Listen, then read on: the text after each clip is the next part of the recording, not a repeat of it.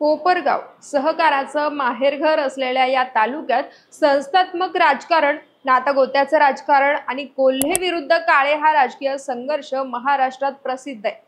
जेव्हा कधी महाराष्ट्रात विधानसभा निवडणूक लागते तेव्हा कोल्हे विरुद्ध काळे हा हाऊसफुल सामना रंगणार असं ठरलेलंच असतं। कोपरगावातल्या राजकारणातले हे दोन्ही दिग्गज घराणे एकमेकांचे नातेवाईक जरी असले तरी त्यांचं राजकारण हे एकमेकांच्या विरोधातूनच उभं राहिलंय।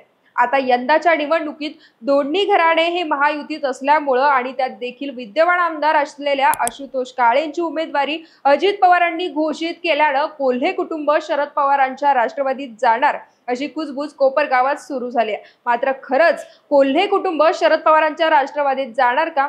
आणि यदा कदाचित गेलंच तर ते आशुतोष काळेंचा पराभव करू शकतील का? ही सगळी उत्तरं तुम्हाला या व्हिडिओच्या माध्यमातून मिळणार आहे। चला तर मग सुरू करूयात। पण त्यापूर्वी तुम्ही जर चॅनलला सबस्क्राइब केलं नसेल तर सबस्क्राइब करून घ्या।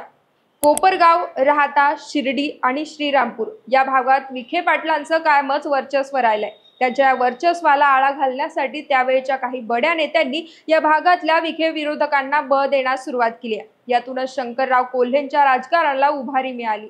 पुढे शंकरराव कोल्हेंनी 1978च्या विधानसभा निवडणुकीत कोपरगाव मतदारसंघातून विजय मिळवला। त्यानंतर 1985चा अपवाद सोडला तर 1999 पर्यंत शंकरराव कोल्हेंनीच कोपरगाव मतदारसंघाचं प्रतिनिधित्व केलंय। तर दुसऱ्या बाजूने काळे घराण्याबद्दल बोलायचं झालं तर 1991 मध्ये शंकरराव काळेंनी कोपरगावातून लोकसभा निवडणूक जिंकत संसद गाठली होती। त्यावेळी या दोन्ही घराण्यांना शरद पवारांनी विखे पाटलांविरोधात बळ दिल्याचं बोललं गेलं होतं। मात्र असं असलं तरी या दोन्ही घराण्यांचा पारंपरिक संघर्ष हा स्थानिक पातळीवर सुरू होता। मात्र थेट निवडणुकीत ते एकमेकांच्या विरोधात उभं राहिले ते 1999च्या विधानसभा निवडणुकीत।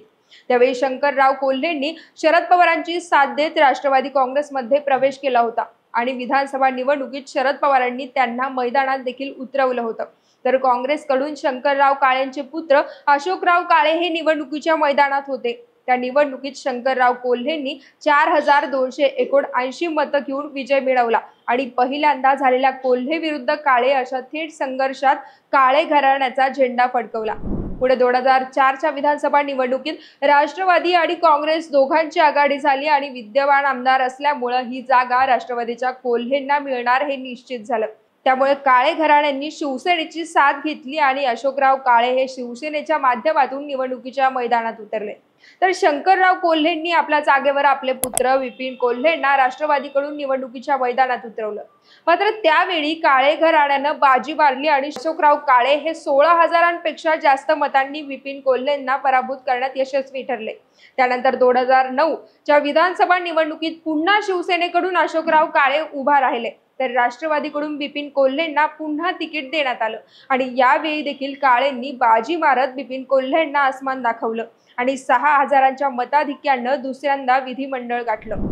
त्यानंतर झालेल्या 2014च्या विधानसभा निवडणुकीत कोल्हे कुटुंबानं मोदी लाट ओळखली आणि भाजपात प्रवेश करण्याचा निर्णय घेतला। त्यावेळी विपिन त्यांच्याऐवजी त्यांच्या पत्नी स्नेहलता कोल्हे या निवडणुकीच्या मैदानात होत्या। तर समोरून काळे घराण्याकडून देखील उमेदवार बदलण्यात आला होता। त्यावेळी अशोकराव काळेंचे पुत्र आशुतोष काळे हे निवडणुकीच्या मैदानात होते। तेव्हा मोदी लाटेचा फायदा कोल्हे कुटुंबाला झाला आणि स्नेहलता कोल्हेंनी 29,000पेक्षा जास्त मतं घेत आशुतोष काळेंचा पराभव केला। त्यानंतर 2019च्या विधानसभा निवडणुकीत पुन्हा भारतीय जनता पक्ष आणि शिवसेनेची युती झाली आणि विद्यमान आमदारांना तिकीट सुटणार असं कळल्यानंतर आशुतोष काळेंनी उडी घेत राष्ट्रवादीत प्रवेश केला आणि अत्यंत चुरशीच्या या लढाईत स्नेहलता कोल्हेंचा पराभव झाला। यानंतर मध्यंतरीच्या काळात बरंच पाणी पुलाखालून वाहून गेलं। दोन्ही घराण्यांमध्ये कोपरगावच्या स्थानिक पातळीवर संघर्ष सुरूच होता। मात्र दरम्यान 2023 मध्ये अजित पवारांनी राष्ट्रवादी काँग्रेस पक्षात फूट पाडत भाजप सोबत घरोबा केला। या दरम्यान आशुतोष काळेंनी देखील त्यांची साथ दिली।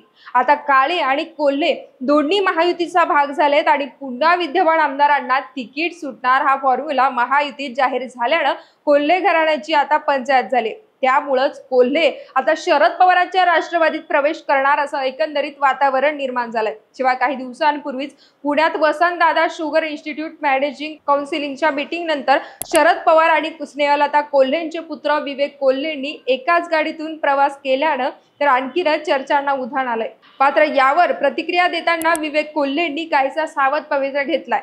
ते म्हणाले, कार्यकर्त्यांशी चर्चा करूनच काय ते निर्णय घेणार आहे. आता विवेक कोल्हेंबद्दल वैयक्तिकरित्या बोलायचं झालं तर ते मागच्या काही वर्षांपासून राजकारणात सक्रिय आहेत. त्यांनी राहाता तालुक्यातील गणेश सहकारी साखर कारखाना निवडणुकीत काँग्रेसच्या बाळासाहेब थोरात यांच्या साथीनं विखे पाटलांना पराभवाची धूळ चारली होती. शिवाय ते सहकार महर्षी शंकरराव कोल्हे सहकारी साखर कारखान्याचं अध्यक्षपद देखील सांभाळत आहे. त्याचबरोबर संजीवनी ग्रामीण शिक्षण संस्थेचे विश्वस्त म्हणून देखील ते कार्यरत आहे. तसंच अहमदनगर जिल्हा मध्यवर्ती बँकेचं संचालक पदही त्यांच्याकडेच आहे. आणि विशेष बाब म्हणजे संजीवनी युवा प्रतिष्ठानच्या माध्यमातून कोपरगाव तालुक्यात त्यांचं मोठं काम असल्याचं सांगितलं जात आहे. आता या सर्व संस्थांच्या माध्यमातून येणाऱ्या विधानसभा निवडणुकीत विवेक कोल्हे नक्कीच वरचढ दिसतात. त्याचबरोबर गेल्या वेळची म्हणजेच 2019ची विधानसभा निवडणुकीत पाहिली तर आशुतोष काळेंना फक्त 822 मतांनी स्नेहलता कोल्हेंचा पराभव केला होता. त्यामुळे यंदाच्या विधानसभेत कोल्हेंच्या विजयाची शक्यता जास्त दिसते. तसंच आशुतोष काळेंबद्दल मतदारसंघात शरद पवारांना सोडल्याचा राग असल्यानं ही बाब देखील कोल्हेंसाठी प्लस मध्ये जाणारी ठरते. त्यामुळे येणाऱ्या विधानसभेत कोपरगावातून विवेक कोल्हेंच्या रूपानं तुतारी फुंकली जाणार हे नक्की दिसतंय. आता यावर तुमची प्रतिक्रिया काय, तुम्ही आम्हाला कमेंट्सच्या माध्यमातून नक्की कळवा. आणि आणखी कोणत्या मतदारसंघाचा आढावा घ्यायला आवडेल हेही सांगा.